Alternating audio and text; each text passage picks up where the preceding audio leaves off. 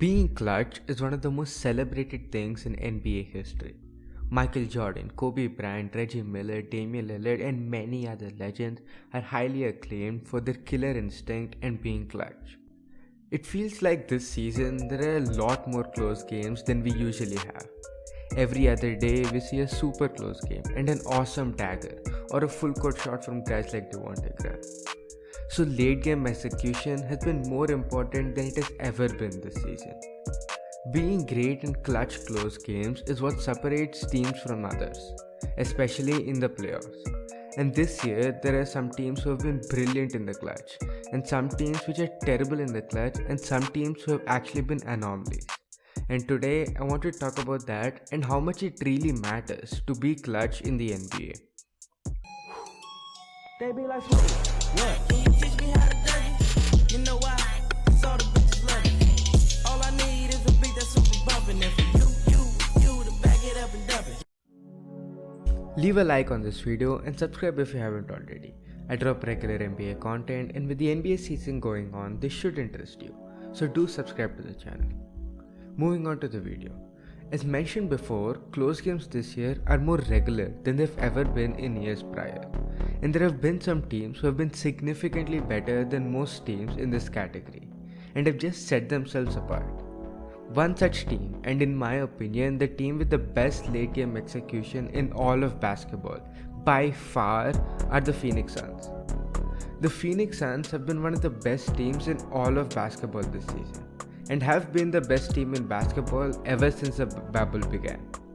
Even last season, they were one of the best clutch teams in the league, having a win percentage of 67.6 in the 37 games considered clutch by NBA.com. But this season, they've been so good and just so much better than everyone else in the league, it's actually insane.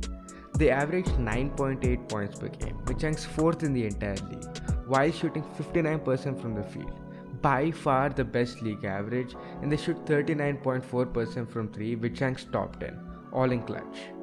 They averaged 2.2 assists per game, highest in the league, and only averaged 0.5 turnovers per game, which ranks least in the league in clutch situations.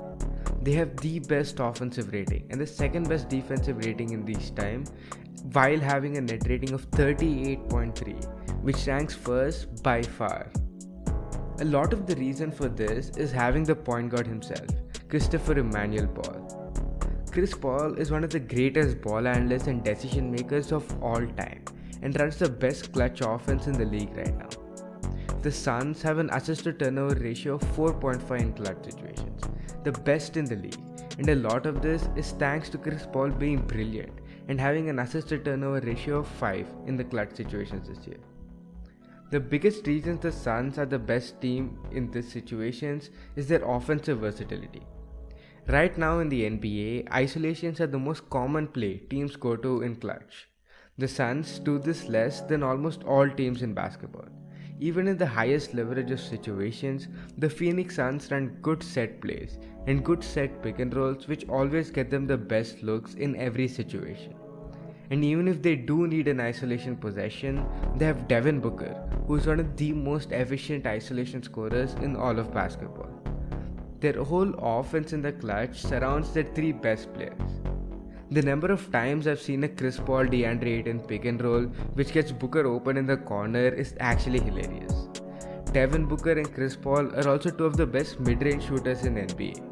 And in the highest leverage situations, these mid-range jumpers are usually the most efficient shots a player can get. That's why you always see guys like DeMar DeRozan, Kevin Durant, Nikola Jokic, Devin Booker and Chris Paul on top of these lists.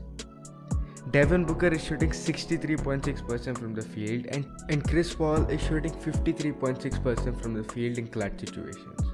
These are 2 of the most efficient percentages out of all the guys who have played a considerable amount of clutch minutes in games this year. All in all, this Phoenix team has been brilliant. Everyone from guys like Chris Paul and Devin Booker to spot-up shooters like Jay Crowder and Mikal Bridges deliver in the clutch. They're incredibly disciplined defensively and offensively and are one of the best clutch teams in all of basketball. This is really important, considering a lot of the offense in clutch situations is slow half-court offense. The same setting which you'll see in the playoffs and the same environment you'll see in the playoffs. If the Suns lost even like 1/4 of the games they've won in the clutch this year, they'd fall all the way down to the 4th seed.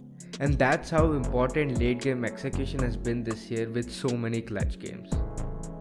And another comparison I'd like to use to prove my point are the Washington Wizards and the Indiana Pacers. The Washington Wizards have kind of fallen off a cliff after a hot start to the season, but they've remained one of the best clutch teams in all of basketball. They're second in win percentage, top 5 in field goal percentage, 3-point percentage, rebounds per game, assists per game, and blocks per game, while being the best defensive team in clutch, and the second best team in clutch overall behind the Phoenix Suns. How many times have we seen a clutch Kyle Kuzma 3 or a clutch KCP 3? Just like the Suns, the Wizards run good set plays and play very disciplined defense. But the thing is, the Wizards are an incredibly mediocre team for most of the game. The Wizards have a net rating which ranks 23rd in the league, but their record ranks top 15 in the league. A lot of this is due to the fact that they're the second best clutch team in the league who have won 17 out of the 21 clutch games they've played so far. If they lost even 1/4 of the games they've won in clutch situations this year, they'd fall to a seeding more indicative of their overall performance.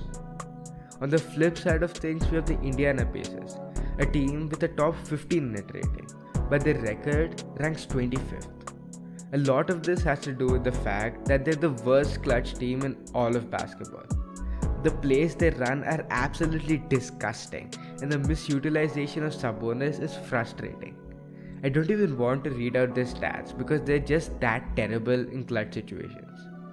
If they won even like 1/4 of the games they've lost in the clutch this year, they'd be in a significantly better situation. A team like the Boston Celtics falls under this category too. Boston generally in games doesn't run many good set plays, let alone in the clutch. They go ISO after ISO after ISO into literally nothing for 20 seconds of the shot clock and hope the bad shot they get in the end goes in. It's just hilarious at this point.